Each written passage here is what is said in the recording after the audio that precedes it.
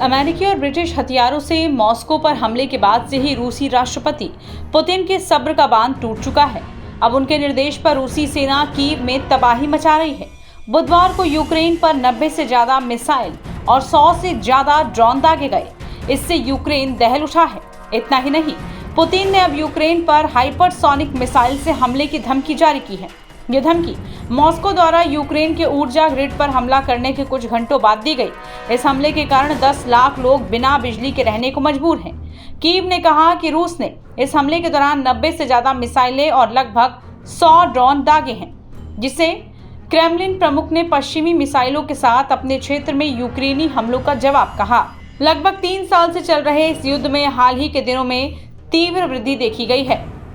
दोनों पक्ष जनवरी में अमेरिका के नवनिर्वाचित राष्ट्रपति डोनाल्ड ट्रंप के पदभार ग्रहण करने से पहले बढ़त हासिल करने के प्रयास में नए हथियारों की तैनाती कर रहे हैं। पुतिन ने कजाकिस्तान की राजधानी अस्ताना में एक संवाददाता सम्मेलन में हाइपरसोनिक मिसाइल का जिक्र करते हुए कहा, हम कीव समेत सैन्य औद्योगिक या निर्णय लेने वाले केंद्रों के खिलाफ और्शनिक इस्तेमाल की संभावना से इनकार नहीं कर सकते। रूस ने पिछले हफ्ते यूक्रेन पर अपनी नई ऑरिशनिंग बैलिस्टिक मिसाइल का परीक्षण भी किया था और पुतिन ने गुरुवार को दावा किया कि एक साथ कई हथियारों को दागने से परमाणु हमले या उल्कापिंड के प्रहार के बराबर बल होगा।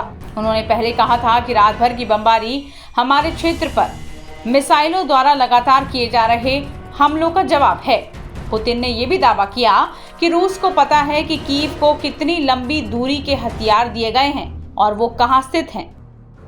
ताज़ा हमले ऐसे समय में हुए हैं जब यूक्रेन के लोग भयंकर सर्दियों के लिए तैयार हैं, क्योंकि लगभग 3 साल के युद्ध के कारण उनका अधिकांश ऊर्जा बुनियादी ढांचा पहले से ही क्षतिग्रस्त हो चुका है और रूसी सैनिक पूर्वी यूक्रेन में आगे बढ़ रहे हैं। जानकारी के मुताबिक पिछले कुछ हफ्तों में तनाव काफी बढ़ गया है, क्योंकि दोनों पक्ष जनवरी में ट्रंप के साथ शपथ ग्रहण से पहले युद्ध के मैदान में बढ़त हासिल करने की कोशिश कर रहे हैं।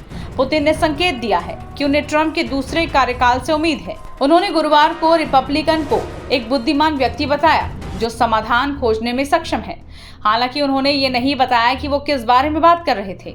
रूसी नेता ने रात भर की बमबारी के कुछ घंटों बाद बात की, जिससे यूक्रेन के पश्चिमी लिविव क्षेत्र में 5 लाख से ज्यादा उपभोक्ताओं का बिजली गुल हो गई है। पुतिन ने यह भी कहा कि उन्हें उम्मीद है कि अमेरिकी राष्ट्रपति डोनाल्ड ट्रंप के दूसरे कार्यकाल से कुछ समाधान मिलेगा, लेकिन उन्होंने ये नहीं बताया कि वो किस बारे में ये बात कह रहे हैं।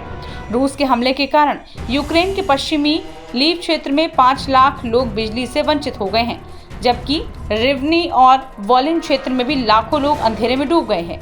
यूक्रेन की आपातकालीन सेवाओं के मुताबिक रात भर के हमलों ने 14 क्षेत्रों को प्रभावित किया है। इस तरह रूस की इस धमकी और इस हमले के बाद यूक्रेन को बड़ा नुकसान पहुंचा है।